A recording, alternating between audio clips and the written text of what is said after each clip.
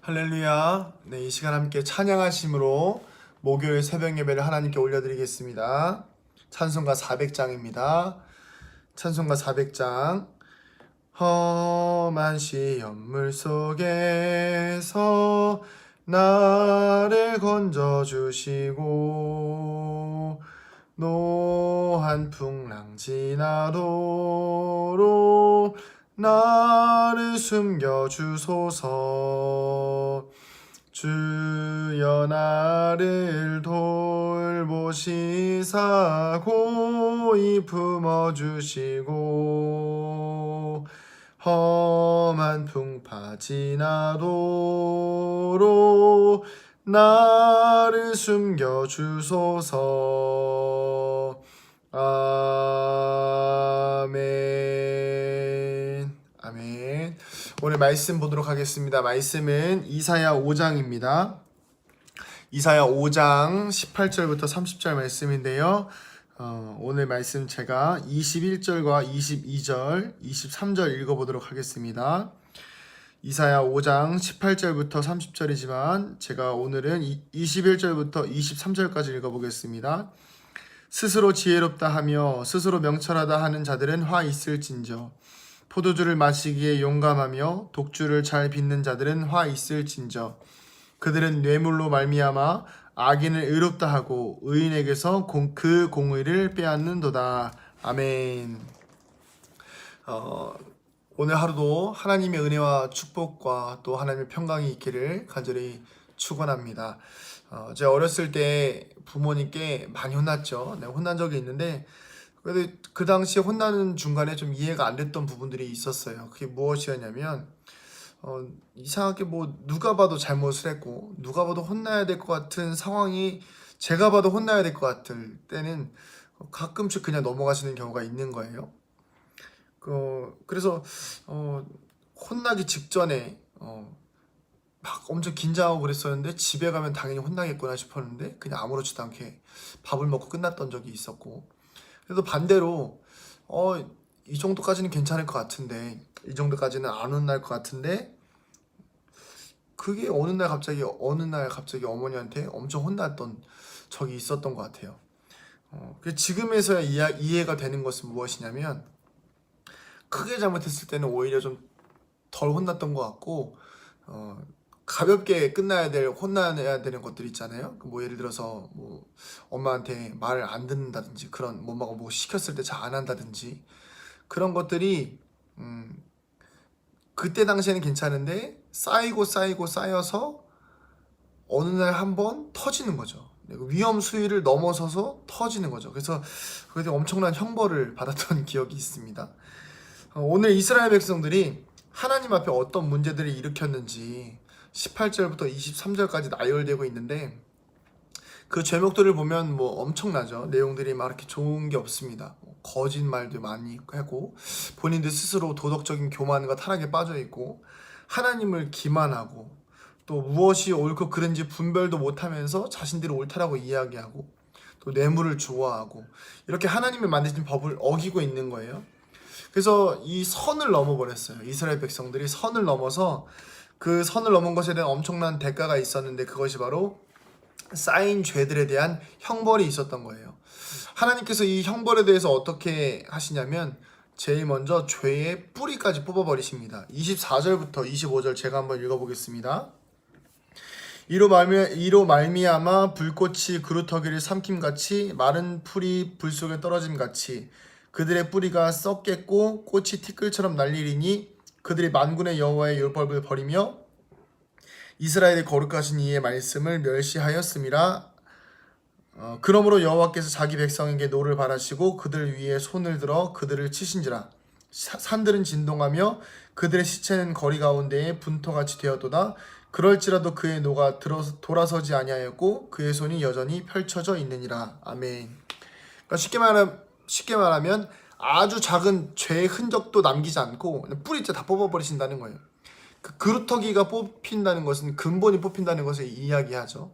그러니까 철저하게 죄의 뿌리와 우리 안에 남아있는 하나님에 대한 교만한 마음들을 흩어버리시는데 그 방법이 무엇이냐 하면 26절부터 30절까지의 말씀이에요. 내용들이 좀 기니까 제가 다 읽진 않겠지만 내용들은 간단합니다. 외부에 있는 그 나라들을, 그러니까 이스라엘 백성 주변에 있는 주변국들을 이스라엘 백성으로 들어오게 해서 전쟁을 통해서 이스라엘 백성들을 무너뜨리고 통치하시겠다는 거예요.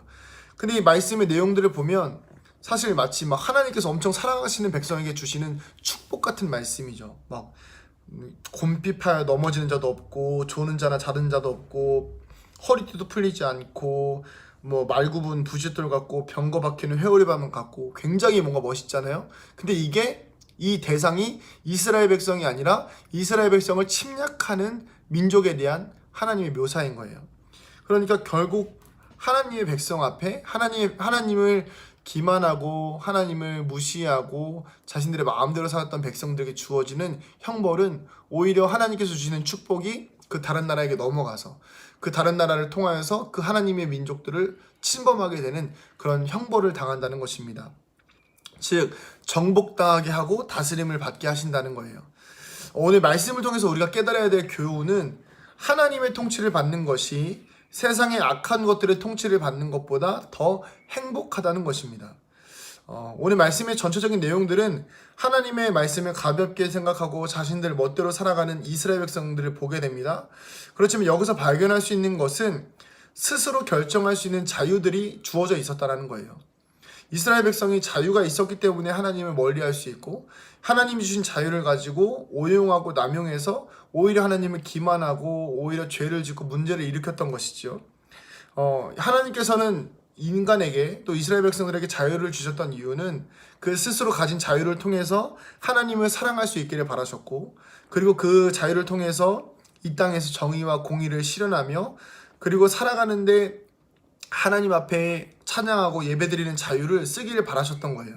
그런데 그렇게 사용하지 않고 오히려 하나님을 기만하고 외면하고 악한 행실을 이루는데 그 자유를 사용했던 것이지요. 자, 그 결과가 오늘 말씀에 나오는 것처럼 다른 나라에게 침략을 당하는 거죠. 하나님께서 참 정확하게 침략을 당하게 하시는 그 이유가 무엇이냐면 다른 방법이 아니라 침략하시는 이유가 무엇이냐면 여러분 침략당하면 잃어버리는 게 무엇일까요? 뭐 물질도 있고 돈 뭐 여러 가지 것들이 있겠지만 가장 큰 것이 무엇인가요? 바로 자유예요. 자유. 하나님의 백성이 하나님께서 주신 자유를 올바로 사용하지 못하니까 오히려 하나님께서 이스라엘 백성들을 심판하시는데 무엇을 심판하시냐면 주셨던 자유를 빼앗아가 버리시는 거죠.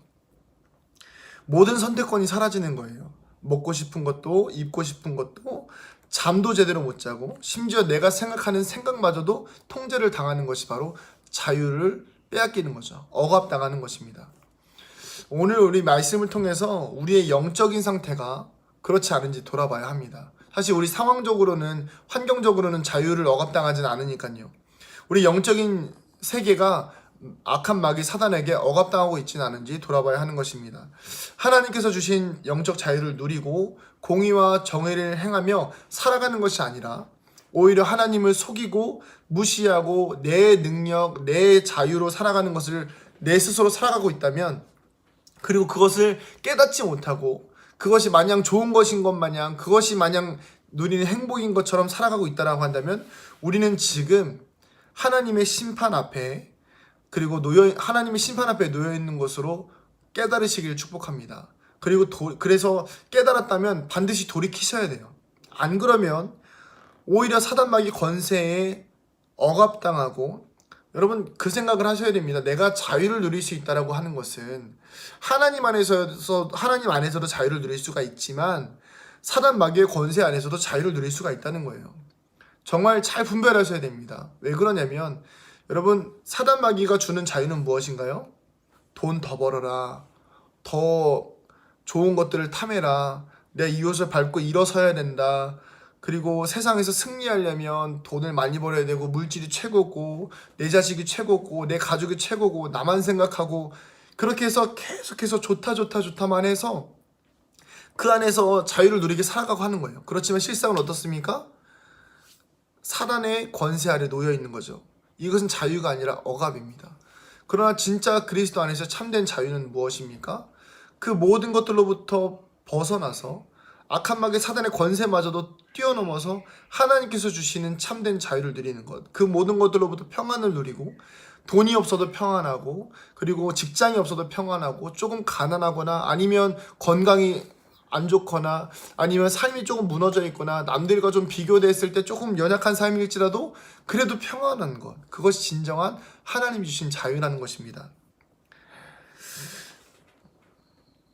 만약에 우리가 사단의 권세 아래에서 생각도 못하고 깨닫지도 못하고 옳고 그름도 분별하지 못하고 살아가다 보면 결국 우리에게 다가오는 것은 오늘 말씀에 나오는 것처럼 영적인 죽음밖에 없습니다.